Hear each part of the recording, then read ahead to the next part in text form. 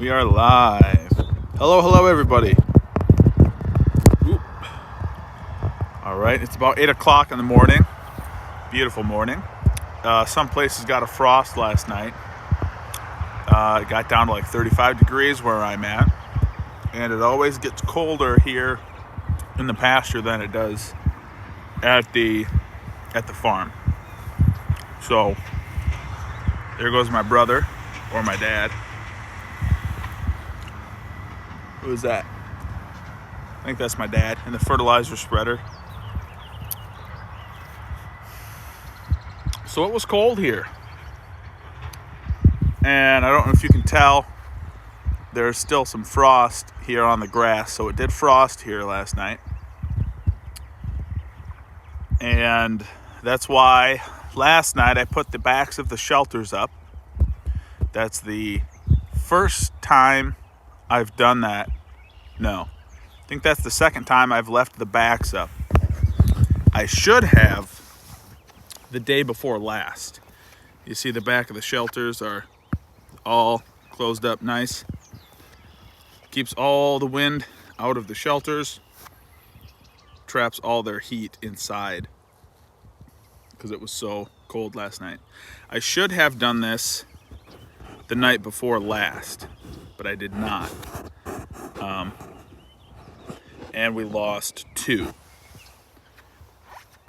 1 out of each of the cockerel pens. So 1 male out of each male pen, bringing us to a total of 4 that we have lost since we received these on the 18th of April.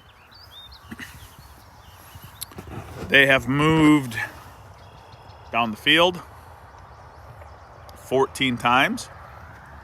The grass is now very tall. You can see it is about as tall as the shelters right here.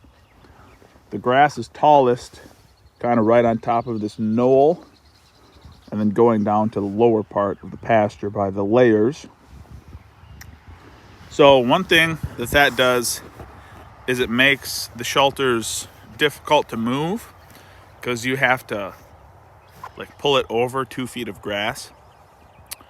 So you spend a lot of your energy breaking the, not breaking, but bending the grass over to pull the shelter over top of it. So as you get later into the spring, well now early summer, and the grass starts going gangbusters, that's something you'll have to keep in mind if you're running a Joel Salatin style chicken tractor, is the grass management.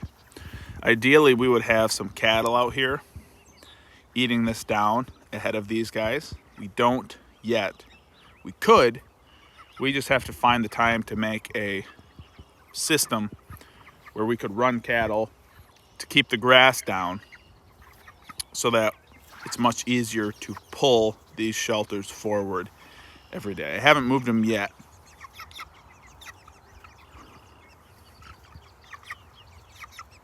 As you can see, they're trying to hog the sunshine. They're a little chilly this morning. They're getting around the feeders. When it's cold, they're gonna eat a lot more than normal. So these guys are eating over 100 pounds a day. So that's over a third of a pound of feed per chicken per day right now. That will stay pretty consistent from here until the end. By the time that we harvest them, we'll probably be looking at like 150 pounds of feed per day. So, and they'll drink a lot less when it is this cold. When it's hot, they will drop down on their feed consumption and they will drink a lot more. These are Cornish cross, if I didn't mention. You can also see at this point in the pasture, there's not a whole lot of clover. Up top here, it drains a lot better, so it's much drier. And there's not near as much clover as there is at this end of the pasture where it's low and much wetter near those pine trees back there. But they still do eat quite a bit of it. But like I said, when it's this long, when it's this mature, it's starting to seed out. So strong. There you go. See those seed heads on there? So all this grass is starting to seed out, and the leaves on this, the blades of grass on this are pretty tough. And so they don't like to eat them as much as a young grass. Ideally, this would be about 6 inches tall and would be nice and tender grass for them to eat. But that's not how it is right now. So we will show you the males. These are the cockerels. As you can see, they're much fully feathered out, much more than they were just 1 week ago. Their feathers on their heads have come in. You see that? They've lost all their fuzz. They no longer have any fuzz on them.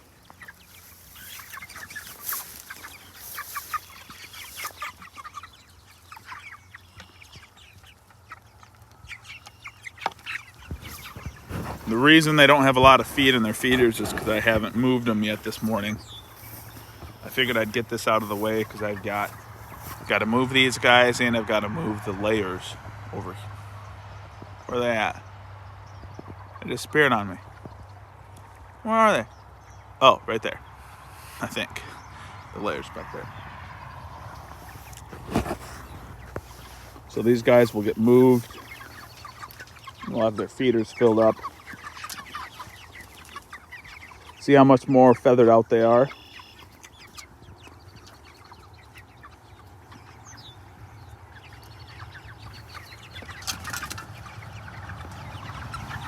You notice how much manure they will drop in a day. That's what it looks like afterwards. That's why if you're gonna run this system, it's so important to move these guys daily. Daily. If you're in this sort of shelter. There's other ways you can do it where you don't have to move them as often. You just have to give them more area per chicken, more range to roam, so that the manure load isn't as bad. So here we have the hens.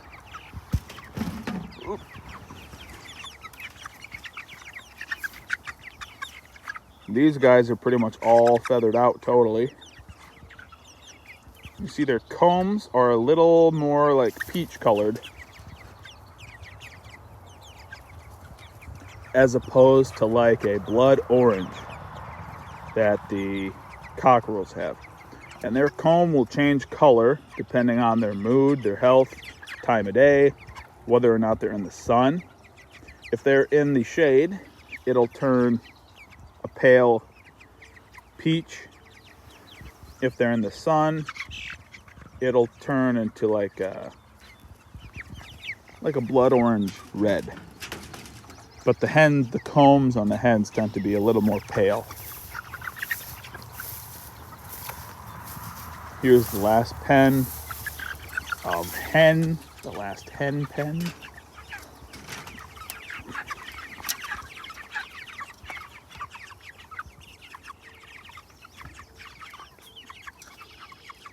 They're feathered out, they're growing.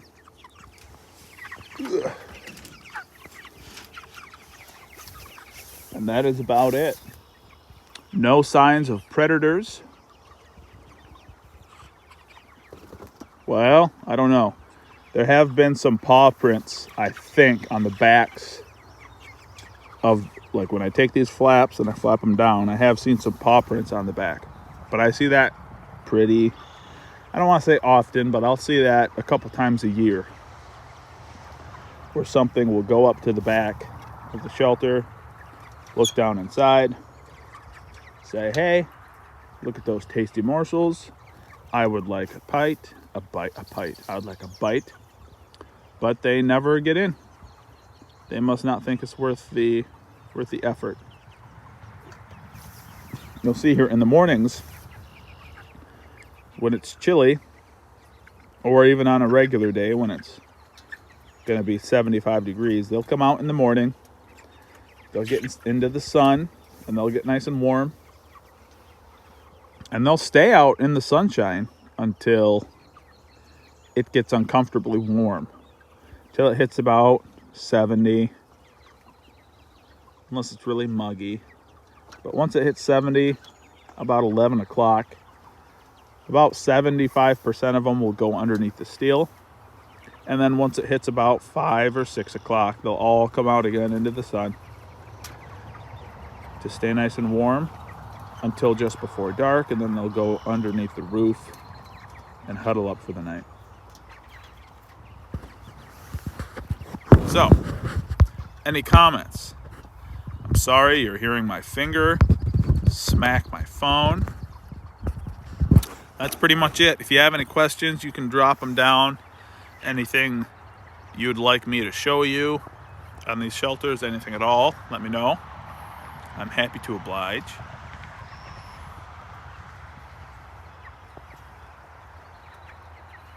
That is all I can think of for week 5. They're much bigger. Oh, here's one thing. If you're looking to get chicks, order ahead of time. So we're doing 2 runs of these broilers here this summer, and our plan was to receive the second batch. This would be batch 1 out here now. We were hoping to receive our second batch on the 30th, which would be a week from today. And Town Line Hatchery has told me that if we give them 10 days heads up, that they can supply us with as many as we'd like. So I got a hold of them 2 weeks before we wanted to receive them, put the order in, and I got the confirmation email. So you put in your preferred ship date, and then they get back to you a day or 2 later with the day or the ship week that they will send them out, that they're available at. Because the availability on the website and availability in reality is not always congruent.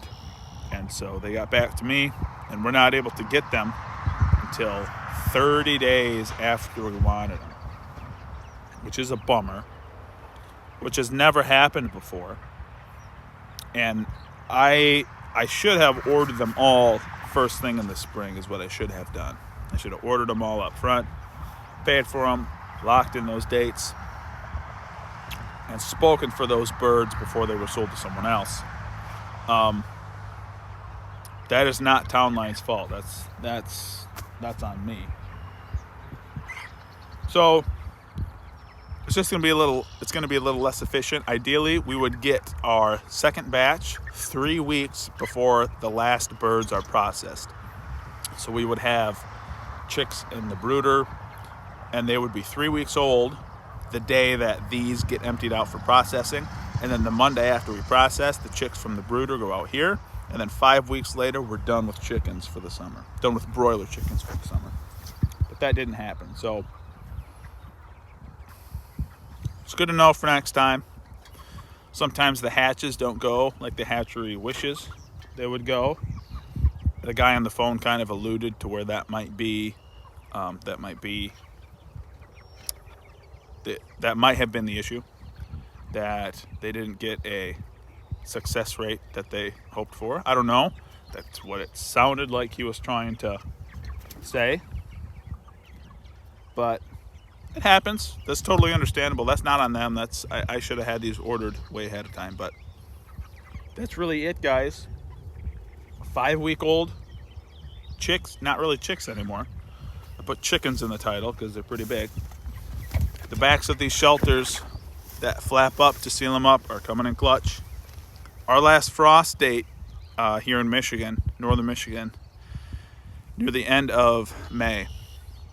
This is not unusual. Last year, at about this time, we were having the waters freeze every night for about 10 days. Like, it was almost early June. It's not unusual. And so having the backs of these shelters so that You can flap them up and totally seal off, except for there's some ventilation here at the top and at the sides. But having it so that you can seal up this shelter when it's 32 degrees like it was last night, and there's still, right now, there's still frost. There's still frost on the ground over there. But if you have the right shelter for these guys, you can see them. That's a production Cornish cross broiler on pasture in below freezing temperatures. They're happy as a clam. They're getting warm in the sunshine.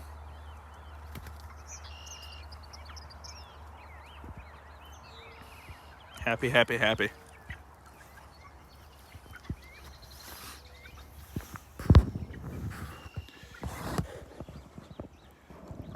Oh, that is a name. Levensky Borzio. Yeah, good for you. Yeah, order them early. I highly suggest that. Aiken Cards, you're welcome. South Carolina. Man, the homestead community in the Carolinas is like popping. It's really popping now, thanks to Justin Rhodes and all the other people down there. That's a cool crew. What's his name? Derek Jackson. That guy's awesome. You should look them up. Grass Grazed. You should look those guys up. They do have a YouTube channel, but there's not a lot of videos on it. And Derek said, don't go watch the YouTube channel because the videos are bad. So that's what Derek said. But Justin Rhodes just did a podcast interview with them that's on Abundance Plus that I tried listening to. For some reason, Abundance Plus does not run good on my cell phone. I don't know why. Amazon Prime does the same thing. YouTube is fine. YouTube runs fine, but if I try to run Abundance Plus or watch something on my Amazon Prime account, it just goes all squirrely and won't load. But I watched the first part of it. I want to finish it later if I can. Good interview with Derek and Paige Jackson over on Abundance Plus. I got this new phone case, so if you hear me tapping the screen, I'm trying to scroll to see comments. Oh, there we go. Yeah, so Aiken Cards, you're welcome.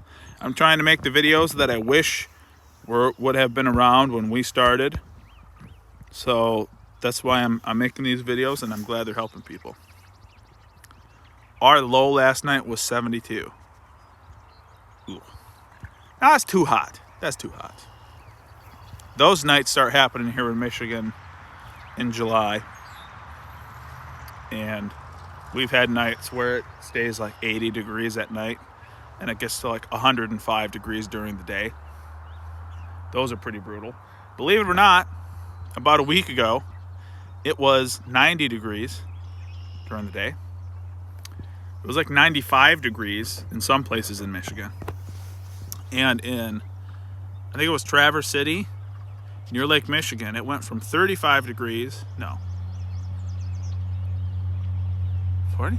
It went from it dropped 30 degrees in like 20 minutes, or like 35 degrees in 20 minutes because the cold air coming off the lake. That was the biggest swing in temperature, the fastest that's ever happened ever, I guess, which is crazy. But dealing with wacky, not really wacky weather here, making sure these guys are warm. I screwed up the other night. I didn't put these up, and we lost one out of this pen and one out of that pen, bringing our total losses to 4. I'm just kind of repeating myself at this point. So we've only lost 4. So we have a loss rate of 1.3% so far. That'll probably be closer to 5 by the time we process birds. Usually in the last couple weeks, you lose a lot to heart issues, especially in the males. That's what I've seen. Take my gum out. Is that the males are most of the mortalities. Last year was the first year we split male-female, and it was about a 60-40 split between male and female on mortalities. All right. Platinum One says going to be 48 degrees low on the first night outside for 2.5 weeks old chicks. Is that too risky? Should I delay? 48 degrees, a low of 48 degrees, 2.5 weeks. Well, it depends. If they're in the brooder right now and you still have a heat lamp on, yes, it's too early. If you have had them in the brooder and the heat lamp has been off for 3 or 4 days and you've been leaving the window cracked at night so that they can feel a little bit of that real temperature, 48 degrees for here in Michigan is not terrible. That's not bad at all for 2.5 weeks old. If you harden them off, if they're hardened off properly, you should be good. But it's an art. You really have to, if that chick is used to a heat lamp at 2.5 weeks old and you put them out into a shelter that's a little bit breezy and 48 degrees, and they have to, I mean, their body has to work up they're like, what do you call it? Metabolism has to kick in slowly to be able to produce the body heat they need to stay warm. And so if you bring them to a warm brooder out to where it's cold, you can shock their system and they won't be able to stay warm enough. But if you harden them off properly, if they've been off a heat lamp for 3 days or so, and they have felt close to what a real nighttime temperature would be with nice warm bedding underneath them, I'd probably put them out. I like to wait till 3 weeks just because we're here in Michigan and the temperature can drop below freezing with not a whole lot of notice. So yeah, I would say at that point, yeah,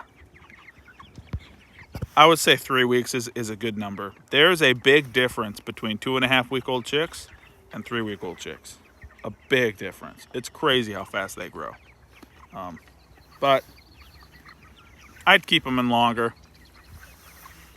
How many did you say you had? How many chicks have you got? You're in Minnesota. Okay, yeah, if you're in Minnesota, I would wait. I would wait till 3 weeks. 32 total. Okay. Yeah, if you're in Minnesota, I would wait. You guys have been having some crazy weather, too. Yeah.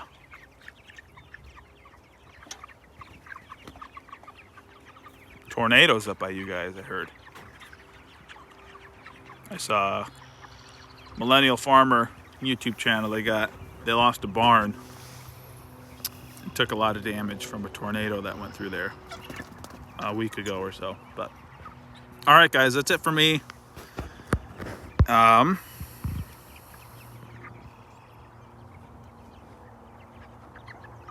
Thank you, Tracy Jones. Hello from Pennsylvania. Man, we got the whole United States here. We could start an army. Haha, just kidding.